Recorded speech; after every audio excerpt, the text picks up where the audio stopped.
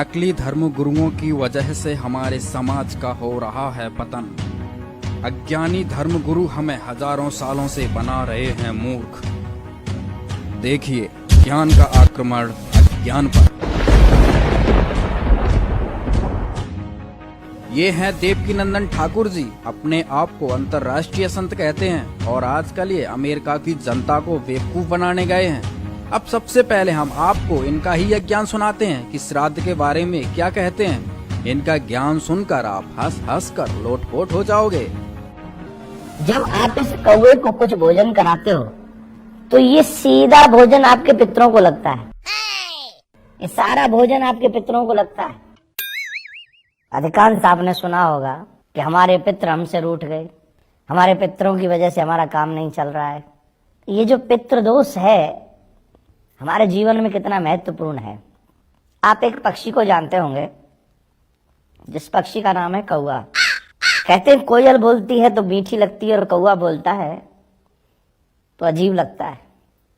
पर इस कौवे को आप सारा मत समझिए। ये जो कौवा है ये बड़ा विचित्र है। कोई भी क्षमतावान आत्मा, जिनको हम लोग पितृ कहते हैं या कुछ भी कहते हैं, वो भी कौवे के रूप में हमारे घरों में यात्रा कर सकता है। कभी भी आ सकता है, कभी भी जा सकता है। तो इस कौवे को हमें कभी हल्के में नहीं लेना चाहिए। आपने देखा होगा भादों के जो 15-16 दिन आते हैं, जिनको हम लोग पितृपक्ष के दिन कहते हैं कि पितृपक्ष चल रहा है, उस समय जब आप इस कौवे को कुछ भोजन कराते हो तो ये सीधा भोजन आपके पितरों को लगता है।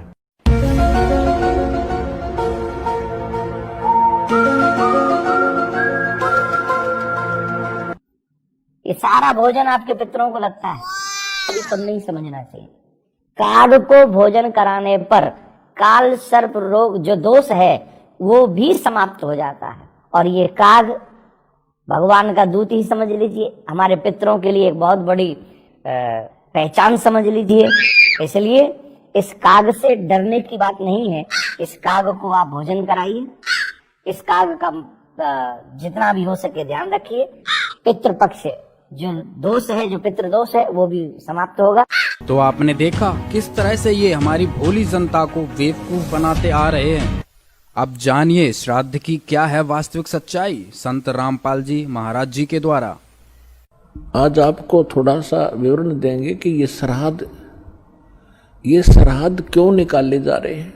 हमारे जो धर्मगुरु थे ये अज्ञानी थे, एक नंबर के। इनको ना अपने सिलेबस का पता था, अपने टेक्स्ट की बुक्स का पता नहीं। पुराण, श्रीमद् भगवद गीता और वेद ये हमारे आध्यात्मिक सिलेबस है। और हमारे धर्मगुरु संस्कृत जानते थे और ये संस्कृत बोला करते थे। गीता का और वेदों का मंत्र तो वही बोल देते थे, अनुवाद अपने हिसाब से गलत करते थे। जिस कारण से हमारे अंदर भ्रम बना रहा कि ये बड़े विद्वान हैं, संस्कृत भाषा जानते हैं। इन्होंने सदग्रंथों को ठीक ठीक जाना होगा। इन्होंने अपना भट्ठा बैठाया और साथ में हमारे पूर्वज भूत बनवा कर छोड़ दिए। एक मोटा सा उदाहरण देता हूं आपको। एक समय एक रुचि ऋषि थे।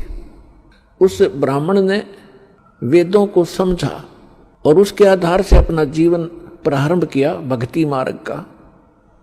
उसकी उम्र 40 वर्ष की हो गई थी। उसने विवाह नहीं किया, ब्रह्मचारी पद में रहता हुआ वेदों अनुसार अपनी साधना कर रहा था जैसा उसको ज्ञान था। 40 वर्ष की आयु जब हुई, उसके पूर्वज 4 ब्राह्मण और दिखाई दे जो मर चुके थे, मृत्यु को प्राप्त हो चुके थे। पिताजी, दादाजी और परदादाजी और फिर चौथा दादाजी। वो चारों उसको आकाश में दिखाई दी। आवाज लगाई कि बेटा रुचि, आपने विवाह क्यों नहीं किया और विवाह करके हमारी श्राद्ध निकालता। हम बहुत दुखी हो रहे हैं, आपने यूं कार्य क्यों नहीं किया। तो रुचि ऋषि कहने लगा कि हे पितरमोहो, वेद के अंदर इस श्राद्ध कर्म को, इस कर्म कांड को मूर्खों की साधना बताया है। फिर आप मुझे क्यों इस कर्म में लगा रहे हो। इस बात को उसके पूर्वज ऋषि, उसके पिता दादा परदादा चौथा दादा, वो भी मान रहे हैं कि हाँ बेटा वेदों में ऐसा ही है जैसा आप बोल रहे हो। और ये जो उन ऋषि महर्षियों ने कहां से ग्रहण किया वो कि श्राद्ध निकालो, ये किसी पुराण से ग्रहण किया। और पुराण ये गॉड गिवन स्पिरिचुअल नॉलेज नहीं है, जैसा कि आपको पहले भी सत्संग में बताया। वेद और श्रीमद् भगवत गीता, वेद वाला ज्ञान ही श्रीमद् भगवत गीता के अंदर है और सूक्ष्म वेद में भी ऐसा ही है। तो अब आपको थोड़ा सा मार्कंडेय पुराण से ये प्रकरण रूबरू करते हैं, जिसमें रुचि ऋषि और उसके पूर्वजों का जो भूत बनकर धक्के खा रहे हैं और अपने पुत्र को भी उसी विवश कर रहे हैं कि तू भी बन भूत गलत साधना करके। ये देखिएगा मार्कंडेय पुराण 242 पृष्ठ पे मार्कंडेय पुराण रोच्चे मुनि की उत्पत्ति कथा। मार्कंडेय जी कहते हैं, ब्रह्मन पूर्व काल की बात है, प्रजापति रुचि ममता और अहंकार से रहित इस पृथ्वी पर विचरते थे। उन्हें किसी से भय नहीं था, वे बहुत कम सोते थे। उन्होंने न तो अग्नि की स्थापना की थी और न अपने लिए घर ही बना रखा था। वे एक बार भोजन करते और बिना आश्रम के ही रहते थे। उन्हें सब प्रकार की आसक्तियों से रहित एवं मुनिवर्ती में रहते देख उनके पितरों ने उनसे कहा। पितर बोले, बेटा ये देखो ये भूत दिख गए इसने, ये देखो ये भूत दिखाई देंगे चारों, ये पिताजी दादाजी और फिर दादा का पिताजी दादा का परदादा जी, ये चारों भूत बन रहे ऋषि जी। अब ये क्या इंस्ट्रक्शन दे रहे हैं देखिएगा। पितर बोले, बेटा विवाह स्वर्ग और अपवर्ग का हेतु होने के कारण एक पुण्य में कार्य है, उसे तुमने क्यों नहीं किया। गृहस्थ पुरुष समस्त देवताओं पितरों ऋषियों और अतिथियों की पूजा करके पुण्य में लोकों को प्राप्त करता है।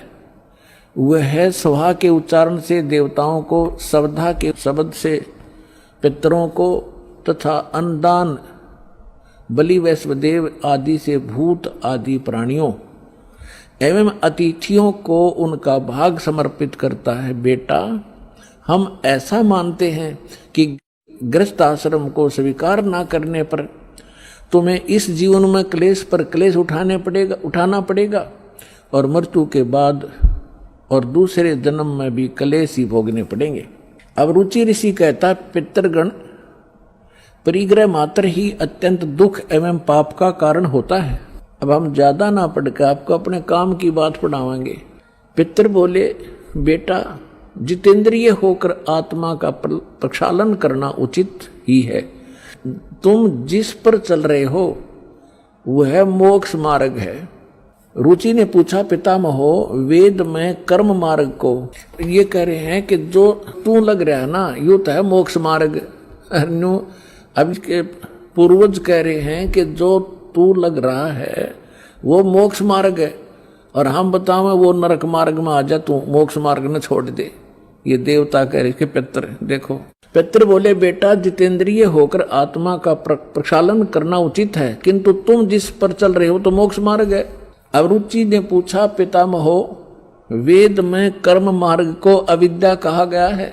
ये श्राद्ध श्रुद्ध निकालना, भूतों की पूजा करना, तेरहवीं करना, ये सारा कर्म मार्ग है, कर्म कांड है।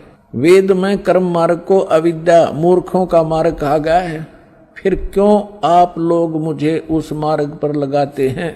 पितर बोले, ये सत्य है कि कर्म को अविद्या ही कहा गया है, इसमें तनक भी मिथ्या नहीं है। फिर क्या रह गया। अब इनकी अकल देखो, इनकी चोर ले गए इनकी अकल को, इन पितरों की श्राद्ध निकलवाने वालों की। अब वो लड़का ठीक साधना कर रहा था अपनी वेदों के आधार से, और ये भी मानते हैं कि तू आप जो साधना करे तो मोक्ष मार्ग है। और नो क्या हमारे वाले माजा तू कुएं में गिर पितर बने। और ये कह रहा है कि रुचि कह रहा है कि ये तो दो वेद में इसको मूर्खों की पूजा बताया है, अविद्या क्या है। और खुद भी मानते हैं हाँ ये बात तो सही है, इसमें कोई मिथ्या नहीं। फिर टट्टू रह गया, थोड़ा शर रह गया। क्या रहेगा? जो वेद में रिजेक्ट कर दिया कि साधना नहीं करनी चाहिए, पितृ पूजा, भूत पूजा। अब कहने का भाव यह है कि इन्होंने इस रुचि को डरा धमका के, अटबट सुना के, अब जिसके पहले वाले 4 दादे परदादे पिताजी दिखाई दे जा, ये तो खैर बुद्धिमान व्यक्ति था, थोड़ा बहुत इसने तो अपना तर्क दे भी दिया। और आपको कोई 4 दादे दिख जाए तो जब समर्पण कर दो, बोलो जी के को वही कर दूंगा। तो हमने इन दादों के चक्कर में ही पाना नहीं। कई भक्त कहते हैं कि भाई जैसे अपने पूर्वज दिखाई दे जा, पिताजी दिखाई दे जा, और वो कहे कि मेरे श्राद्ध निकलवा दो, तो कैसे मना किया जा सकता है? पुण्यात्माओं, तर्क के साथ विवेक से चलना पड़ेगा हमने। वो तो कुएं में गिर गए, अरे वो कह काजा बेटा तू भी गिर जा इस कुएं में, बुद्धिमान तो पड़े नहीं। बुद्धिमान का कर्तव्य बनता है कुएं में गिरे हुए व्यक्ति को भी निकालने की चेष्टा करे, कोई ऐसा साधन खोजे, उसमें रस्सा फांस दे। तब उसने कहा आप भी पकड़ दो और बाहर आ जाओ, आपकी भी जान बचाए, मुझे क्यों मरवा रहे हो पिताजी? तो बुद्धिमता इसमें होती है। अब कुएं में गिरे हुए व्यक्ति को निकालना चाहिए, ना कि भावुकता में छलांग लगा दे, दोनों मर गए फिरता है। तो इन गलत साधना करके जो भूत योनि, पितृ योनि प्राप्त कर चुके हैं, उस साधना को हम नहीं करेंगे, नहीं तो हम भी उस कुएं में गिर जाएंगे। श्रीमद् भगवत गीता अध्याय नंबर 9 के श्लोक नंबर 25 में कहा है कि जो देवताओं की पूजा करते हैं देवताओं को प्राप्त होते हैं, और जो पितरों की पूजा करते पितरों को प्राप्त होंगे, पितर बन जाएंगे। और भूतों की पूजा करने वाले भूतों को प्राप्त होंगे, वह भूतों वाले ग्रुप में चले जाएंगे, भूत बन के। और गीता ज्ञानदाता कहता है मेरी भक्ति करोगे मुझे प्राप्त होगे। देखिएगा, ये श्रीमद् भगवत गीता अध्याय नंबर 9 के श्लोक नंबर 25 को आपके रूबरू करते हैं। देवताओं को पूजने वाले देवताओं को प्राप्त होते हैं, पितरों के पूजने वाले पितरों को प्राप्त होते हैं, पितरों को प्राप्त होंगे, पितर बन के जाएंगे वे। और भूतों को प्राप्त होने वाले भूतों को प्राप्त होते हैं, मेरा पूजने वाले मुझको प्राप्त होता है। अब वो इस पवित्र श्रीमद् भगवत गीता ने भी स्पष्ट कर दिया, भूत पूजोगे तो भूत बनोगे, पितर पूजोगे पितर बन जाओगे, और देवताओं की पूजा करोगे देवताओं के लोक में जाकर उनके अनुचर बनोगे। और गीता ज्ञानदाता कहता मेरी पूजा करोगे मुझे प्राप्त होगे। अंडरस्टूड है। अब सूक्ष्म वेद में कहा है कि राम रमे सो राम है, देव रमे सो देव, और भूत रमे सो भूत बने, समझ देख सुर भेव। जो हमारे सतग्रंथ हैं उनके अनुसार हम साधना करेंगे तो हम सफल होंगे। श्रीमद् भगवत गीता अध्याय नंबर 16 के श्लोक 23 और 24 में कहा कि अर्जुन, शास्त्र विधि को त्याग कर जो मनमाना आचरण करते हैं उनको न तो सुख होता है, न उनको कोई सिद्धि प्राप्त होती है, और न ही उनकी गति होती है, अर्थात यूजलेस। इससे तेरे लिए अर्जुन कर्तव्य और अकर्तव्य की अवस्था में कौन सी साधना करनी चाहिए कौन सी ना करनी चाहिए, उसके लिए सदग्रंथ यानी शास्त्र ही प्रमाण है। किसी अन्य व्यक्ति की लोक वेद पर विश्वास ना करना। अरे भोली सी दुनिया सतगुरु बिन कैसे सरिया, अरे भोली सी दुनिया सतगुरु बिन कैसे सरिया।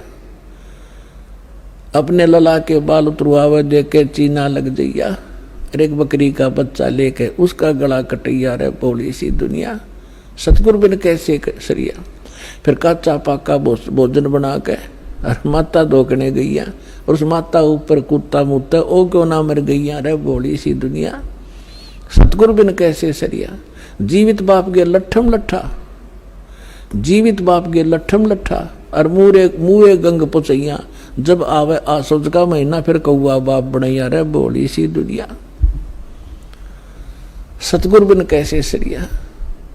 और उन्हीं से प्राप्त ज्ञान को गरीबदास साहब जी कहते हैं कि प्रेत छला पर जा विराजे पितरों पिंड भराई, और बहुर श्राद्ध खान को आए फिर काग भय कलमाई। नर से तीतु पशुआ की जय गद्दा बैल बनाई, ये 56 भोग कहा मन बोरे कि तो कुर्डी चढ़े जाई। फिर क्या बताते हैं, जय सतगुरु की संगत करते ये सकल कर्म कट जाई, अमरपुरी पर आसन होते जहां धूप ना छाई। यदि तुम सतगुरु की शरण में आ जाते ये सारे फंड छूट जाते, ना श्राद्ध निकालने, ना पितर बनना, ना भूत बनना, और सतलोक चले जाते।